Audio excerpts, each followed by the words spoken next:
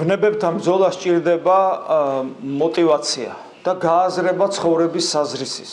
ცხოვრების საზრისი არ არის ცოდვის დამარცხება. ცხოვრების საზრისი არის იესო ქრისტე. ამიტომ როცა ადამიანი ამ ცხოვრების საზრის, ანუ იესო ქრისტეს ძიებას და მასთან კავშირს აღასრულებს, ცხოვრობს უფლის ერთგულებით და ეკლესიაში, მაშინ ასეთ ადამიანს, რა თქმა უნდა, გამძაფრებული აქვს ვნებების განცდა საკუთარ თავში. ვნებები როგორც ხელის შემშლელი უმთავრეს მიზანში, უმთავრესი მიზნისაკენ სწრაფვაში და შესაბამისად ადამიანს აქვს სერიოზული და მძლავრი мотивация ებრძოლოს ვნებებს, რომელიც სიამოვნების სიყვარულით შემოდის ადამიანში.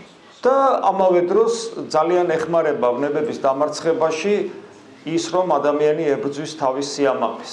გულმა ქრისტე უფრო მეტად უნდა შეიყვაროს, ვიდრე ვნება, რომელიც სიამოვნებას მანიჭებს ხორციელს. და შესაბამისად, ადამიანი, რომელიც მიზანმიმართულად ქრისტეს ეძებს, ლოცვით, თავგანწირული ლოცვით, მოყვასისადმი ერთგულებით, ეკლესიისადმი ერთგულებით, ასეთ ადამიანს ნელ-ნელა უყვარდება ბრძოლა ვნებებთან და ასკეტური ცხოვრება.